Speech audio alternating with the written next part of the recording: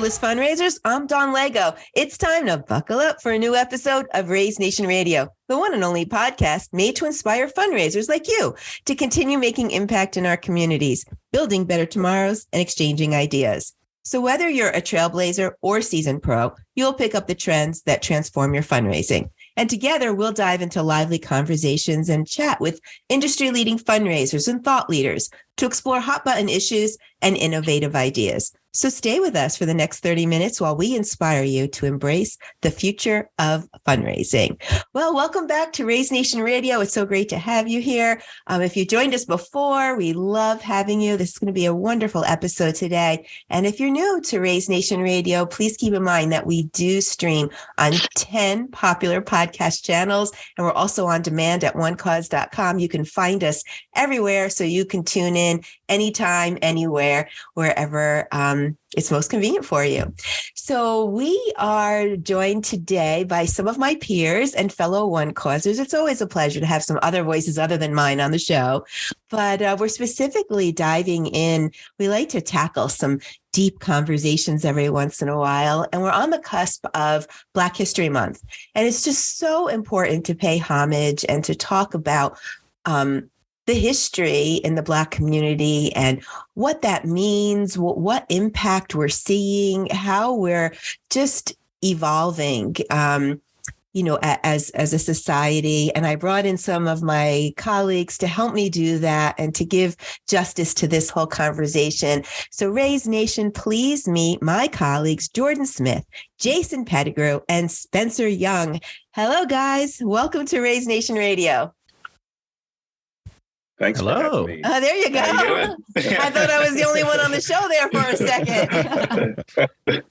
Well, I do want the audience to get to know each and every one of you by your words, not mine. And I'd love for you to share a little bit about yourself, what you do here at One Cause, how you came about to join One Cause Nation, and maybe just share something a little bit personal as well so that we can all get to know you. I don't know who wants to be the first hand raiser. We can go in alpha or whoever, just somebody jump in and we'll go round robin. I can go first. There we go. And so, again, I'm Jason Pettigrew, and thank you so much for having me and having us on for this important topic. I myself, in a nutshell, I've been married for 20 years. I'm a father of 3, and I am a sales professional. I've been with One Cause since 2020. And I came over when one of my good friends and colleagues recruited me to join the One Cause Nation, and been happy ever since. So, who recruited you? I don't know that story. Chad Robertson. I work Chad, with him. hey, shout out to Chad. Yeah, a prior life we worked together, and he reached out to me when his team was growing, and so I'm an account manager or account executive on the inside sales team. Got it. All right, let's shout out first names to your 3 beautiful children. What are their names? So Ashley Deja and Jason Jr. Aw, so sweet. Mm-hmm. So sweet. Okay, who's next? Yeah, I got it. My name is Spencer Young. Also, thank you so much for having us on here for this awesome topic. I'm glad we're discussing this in an open format. So I've been with One Cause coming up on 2 years in March. I was working somewhere else, and I was just engaged by someone that knew Elliot when he was here at the time. And he said this would be a great opportunity to explore, just learn more about. And ever since that conversation, I was in love with everything that was going on here. And luckily, they chose me to be part of the SDR team. Yeah, we're so glad you're here. We're still wonderful friends. Elliot's moved on, but we're wonderful friends with him and his wife, who still does some work with us. So it's one big family here. So all good. Jordan, the quiet one over here. I didn't expect that. We want to get to know you a little bit better. Yeah, I'm giving everyone else a chance to talk. I'm a big talker. I know. That's why I'm surprised you didn't go first. For background about myself, I run my own podcast as well. So that's why. Oh, shout out. What's the name of that podcast? Let's spill the tea here. shameless plug here. It's called The Running Gamer. I always grew up playing video games, board games, stuff like that. So that's what I decided to cover in my adulthood. And that's why Don was like, I'm surprised you're quiet right now. Well, everyone can hear me talk regularly on that show as well. And I want to give Jason and Spencer some attention. I've been with One Cause since 2020. I think I started a couple months before Jason. So I have you beat on tenure there, my friend. And I started off working in the same department as Spencer. Now I work in Jason's department. Great company. Love the mission of it to help our nonprofit leaders fundraise and complete their missions. Prior to that, I was in a nonprofit world myself. So you can say nonprofits has been my life for a long time, ever since I graduated from college. So a little bit about myself, and back to you, Don. Yeah. Wow. Oh, so good to, I learned a few things, which I'm so glad that I did to get to know the three of you better. But I do want to shift gears to our very important topic. We are on the cusp of Black History Month. So we have a month long to celebrate all the wonderful occurrences in history. And I guess the best way to open the conversation is really ask, and I'd love to hear from each of you, just what does it mean? What does Black History Month mean to you? And Jason, why don't we start with you, and then whoever else wants to chime in? But what does it mean to you? For me, it's an opportunity to really embrace the efforts of many of the pioneers that came before us in the Black community. We represent just about every single discipline of every field of human endeavor today. And that all started with a lot of the efforts of our ancestors. And so for me, it's an opportunity to really highlight that and to learn more about the history and then the culture, even as it is today. Beautiful. All right, Jordan, how about you? Yeah. For me, it is kind of looking back and seeing, the amazing things and some of the unheard of things that you don't necessarily get from a traditional textbook, right? I came prepared to give shout out to actually a famous African-American baseball player, not Jackie Robinson, if we get that time for it. But things like that is stuff that people laid the groundwork for people like Jackie Robinson to come in and do what he did, which laid the groundwork for, people of today to come in and do baseball, football. I'm a very sports guy, heavy as well. So I tend to look at that history more often than other history, but there's Jason hit the nail on the head when he was like, we've been in every facet of American history, scientists, artists, just everything. So just looking back and acknowledging all those people that may not be household names. Yeah. And we know that you're the sports Black history guru. So we're going to tap into that in a little bit. I'm sure there's a ton that I don't know. I did, and I'm allowed. So I'm interested to know what wealth of knowledge you have for us today. But I do want to hear from Spencer. What does it mean to you? Yeah. I mean, just like Jason and Jordan said, it's, looking back at the past, for all the great Black people that have allowed us to all the opportunities we have today, us being able to live how we are and do what we do is all because of what they've done before. But also to me, it means, propping up the people of today so that they're celebrated later in life. There's so many great Black people that we don't hear about every single day of our lives. And it's up to us as this generation to, make this our foundation. So 20, 30 years down the road, we're talking about some of the great Black leaders of today. For sure. Creating legacies. Yeah, I think you have to take a look back to get ahead. And this is a perfect way to do that. But I want to flip that question just a little bit. And this is going to be interesting. Maybe, Jordan, we can start with you. In your opinion, from your perspective, what do you feel that this month of celebration should mean or could mean to other people and to the world, right? Because I don't think it's just about a day off or celebrating Dr. Martin Luther King Jr. and all his amazing quotes. And, it's really, it goes deeper than that, right? So I'd love to explore that a little bit. We can't tell people how to think or how to feel, but from your perspective, like what does the bigger picture, the deeper picture look like? So can we start with you on that? Yeah, absolutely. And what a profound question that is. Yeah, I know. Sorry. My gut feeling is to say, and you brought up, Martin Luther King Jr. Day, taking a day off and, maybe posting a quote here or there. I think the deeper meaning for that particular day, but Black history as a whole, is, are you living those virtues of Martin Luther King Jr.? Are you living your life how they wanted you to live your life? And it doesn't have to be, you don't have to be African American to like live your life like Martin Luther King did. Like he preached, loving your neighbor, he preached, living peacefully, and all these other virtuous things that we like to talk about, and they all sound nice. But the deeper thing is, are you really living those lives and living those quotes that you want to post on that one day and as your day off?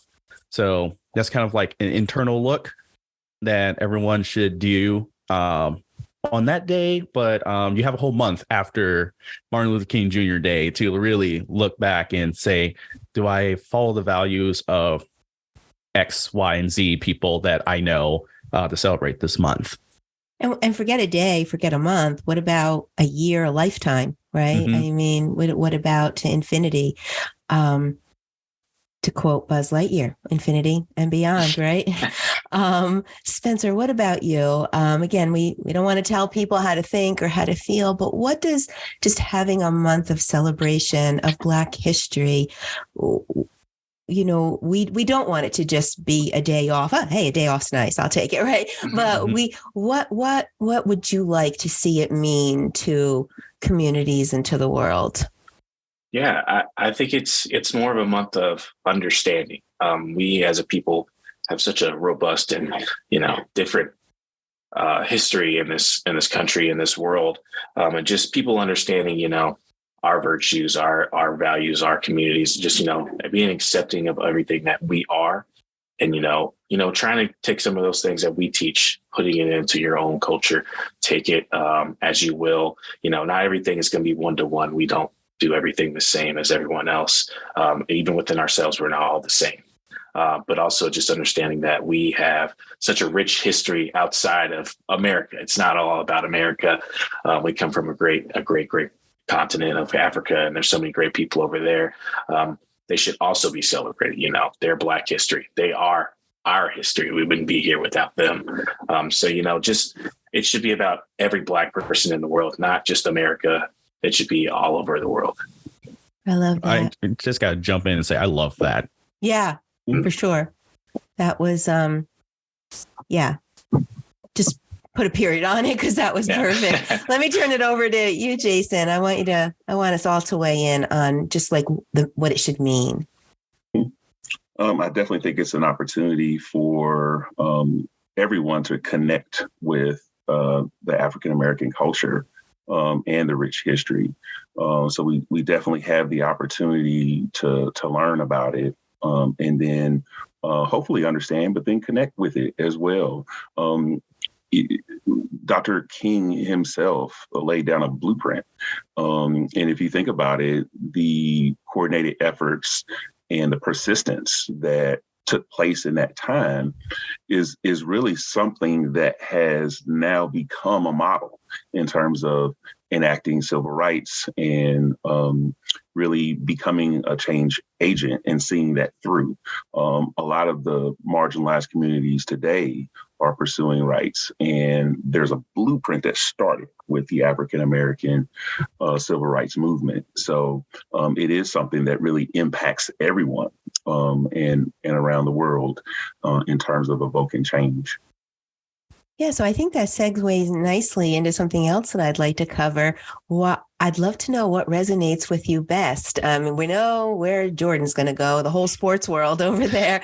But what piece of history just resonates with you, and why? I think I'd like to jump in if you guys don't mind. I had the pleasure of writing a success story for the Emmett Till Foundation, and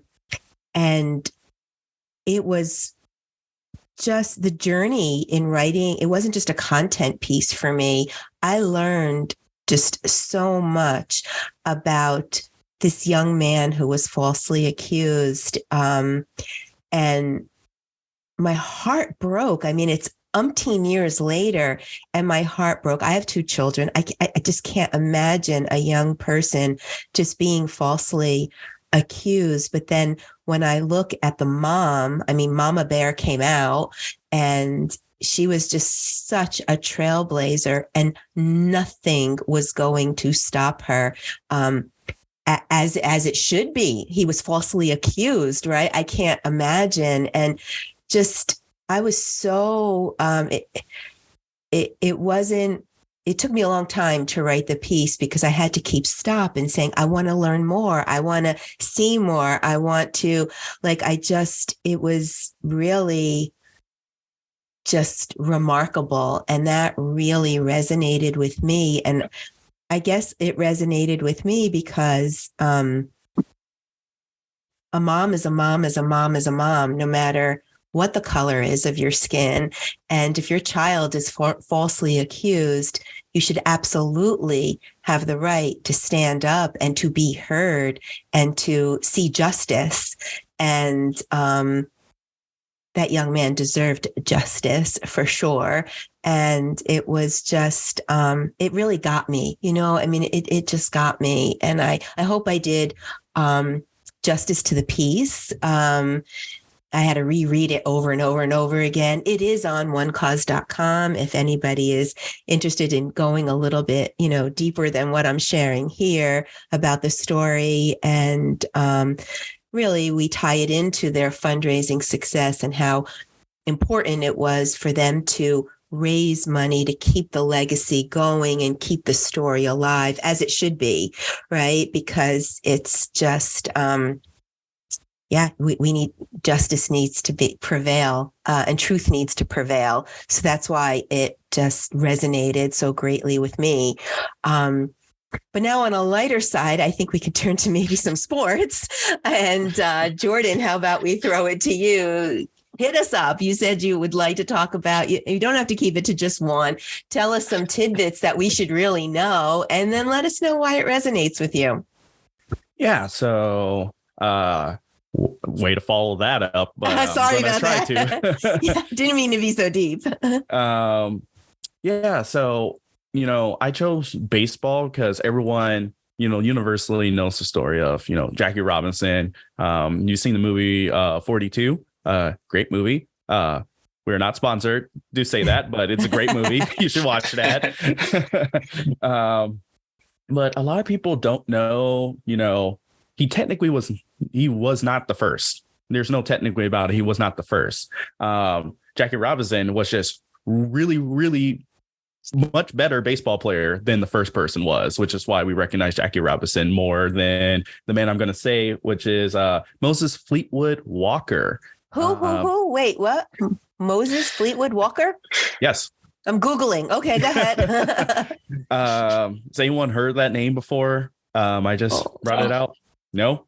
No, I haven't. Tell us though. Yeah, so he played in the 1800s. So long before Jackie did. And he played many years in the league, and he had the same trials and tribulations as Jackie did. He was not as good. So the difference between was anybody good at baseball in the 1800s? Not compared to today. They're all, I think T-ballers can play as good as the 1800s people in today's world. Okay, just checking. But relatively speaking, though, the reason why Jackie was chosen to have this handle of being the first, and he excelled a lot. kind of like Jesse Owens in track and field. Like he was not the first, African American track runner by any means, but he was one of the best, and he was a record setter.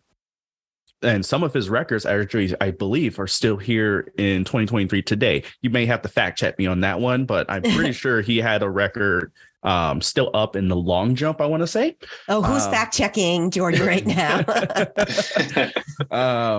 That one's off the top of my head, but like sports means a lot to me because, I grew up playing sports. It was kind of like my escape from reality and how I made friends. And, I still contribute a lot to sports today. Some of the nonprofits I work with right now have some sports ties into them.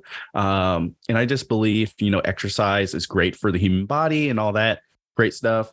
But if you don't know the history of, what people have to do in order for people that look like me to play sports, it gives you a whole new appreciation for it, even for sports that you don't particularly care for or usually support. So I'm not a big baseball guy, but I appreciate, what Walker did because he was a catcher. And then not to get too graphic on stories, but, some of the white players would purposely try to swing the bat at him as he was trying to catch the ball. So like he went through some horrible stuff, but he never backed down from it. So because of him, Jackie Robinson can do what he did. And, we need to give him a shout out too. And one last tidbit, Walker still wasn't technically the first one. Oh boy, we go back. There's a couple years before him, there was a William Edward White. He was mixed and he looked more white than black. So he got to play one game in what we now know as the MLB, only one game. And because he passed off as mostly as a white man, just to make his life a little easier, he doesn't get recognized as much as Walker or Jackie nearly do. But they all have a significant history right now. And I hope you learned something here. And please don't yell at me if I got the Jesse Owens thing wrong about his record. Well, to our audience that's listening, we promise there's no tests after this show, right? We're just gonna take it all in. All right, Spencer, over to you. So, what piece of Black history resonates with you? And tell where do we have to fact check you? What do we have to fact check you on? But also tell us why. Tell us why it has meaning to you. Yeah. What I'm going to say, you can't fact check because it's of today. So unless you're living it right now, I don't think you'll be able to fact check it. So keep it a little mixed up here. What the legacies I like to think of, or like what resonates with me is like legacies that are made to today. There's a lot of great leaders that we don't talk about within our own communities. So I would like to shout out some of those people that work really hard. Like my mom, she recently passed away, but she was a great person that did Dress for Success. She went to a lot of communities that weren't very well off, help with them find just basic clothing, shirts, jackets, pants, clothes, all that great stuff, just to make sure they could get through the night, or if they couldn't afford to, go to a Walmart even just to get something to wear. She made sure they could always do that. And she impacted a lot of communities. Someone named Sharon Mallory, she did a daycare for people that were not so well off, that need to go work 2 or 3 jobs a day, made sure that their kids always had something to eat, always had somewhere to go during the day, made sure they were actually well versed in Black history. I actually went there when I was a kid too. So we learned all about all of our great leaders from the past. And, we learned a little Spanish here and there, all of our colors, so she always made sure we were prepared for when we have to go out into the world. And yeah, that's what this month is to me. It's, the legacies that we create within our own communities. Yeah, it's great to learn about all of our past leaders, but there's so many great people today that, they don't get recognition unless you're going to say it. So I would like to spend that time, here to do that. I love that, because I do think that famous Black leaders certainly pave the way for a more inclusive society, and to change mindsets, and to, just bring us together and closer and appreciate, the history together. But you're right. We have day-to-day leaders and heroes in our communities. And it's so sweet that you brought that forward. And what was your mom's name? Sean. So sweet. Apparently she had great influence over you and shaping you to the fine person you are today. So absolutely. Wish she was still here with us. I'm so sorry, but it's nice that you've paid homage to her legacy. Well, another deep one, but moving on to Jason. So give us some Black history that resonates with you two, enlighten us all, and please share the why. Why is it resonating with you? Mm-hmm. I'd like to highlight some of the famous Black inventors and entrepreneurs that have not only kind of spearheaded and gone against the grain and took on all sorts of risks, but they've afforded us many of the amenities that we have today that we don't even know. Yeah, tell me. We don't know about in our home and in our place of business. And so I wanted to highlight the very first Black inventor. The very first patent was from Thomas Jennings in 1791. He was a free man and a tailor, and he invented dry cleaning. So when we get up in the morning and we get our clothes ready. Really? Didn't know that. We can thank Thomas Jennings for inventing dry cleaning so that we can look sharp. When we make our way down to the kitchen, we can stop by the refrigerator and thank Thomas Elkins, who invented the refrigerator. And so we all have leftovers, right? We all have things that we need to keep cool. We could thank him for that. He also created the modern day toilet. So something obviously in every single praise the Lord for him. I mean, he invented that to make a domestic living, that much easier. When we walk out the door and we head on our way to work and we stop at a traffic light, we can thank Garrett Morgan. He invented the traffic light after being himself in an accident. He took the time to think through, what could make the commute a lot easier, a lot safer for everyone. So he invented the traffic light.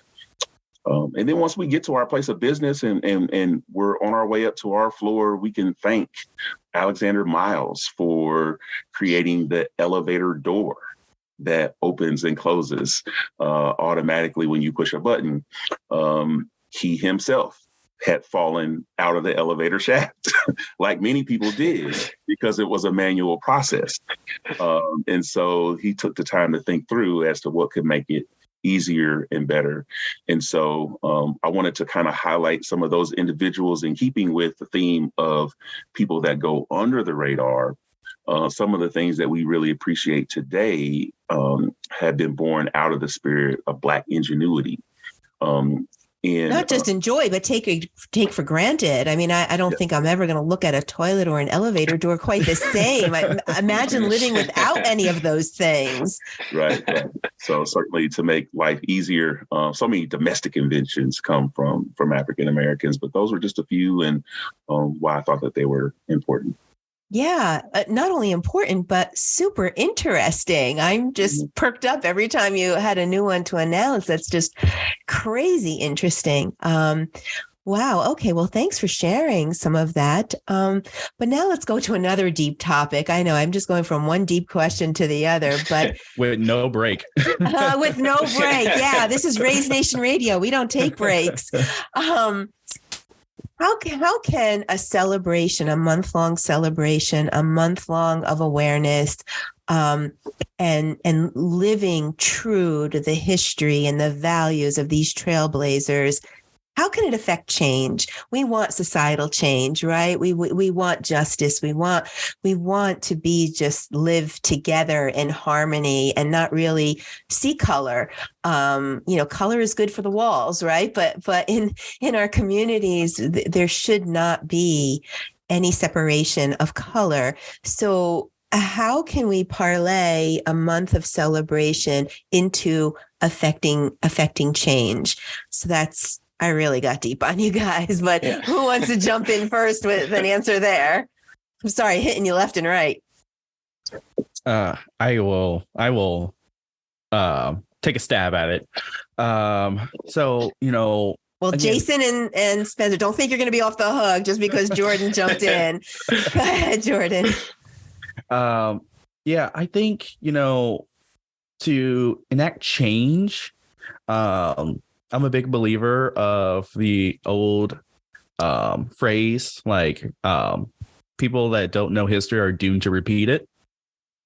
So education, understanding, what people went through, what they stood for, the values that they wanted us here in 2023 to be showing and exhibiting, would go a long way to say, oh, I want to be like that person, and kind of, living their life how they wanted you to live, not to the T, because obviously we have technology differences like a toilet and elevator doors, but thank goodness they did that stuff for a better future. So, we can look to their example, educate ourselves, and then move forward how they wanted us to. Yeah. All right. Jason, Spencer. Jason, you look like you wanted to say something. Open for you. I mean, there's just so much to try to encapsulate, but I just really think that it's an opportunity for enlightenment and an opportunity to kind of break down barriers. The more that we learn about each other, the more that we'll find that we're similar, that we've had similar plights, similar struggles, similar values. And it can start with you learning something that you didn't know, but then opening up your eyes and your mind to things that go beyond the stigmas, go beyond the stereotypes that are out there, because now you can identify specifically with someone better. Maybe it's someone in your community, on your place of work, that now you feel like you can connect with more because you know a little bit more about their culture, and you're not afraid to talk about those issues. So I think it's a huge opportunity to kind of bridge some of those social gaps when you can start by learning a little bit more and spending some time with someone else's culture, and see that we're really all just alike.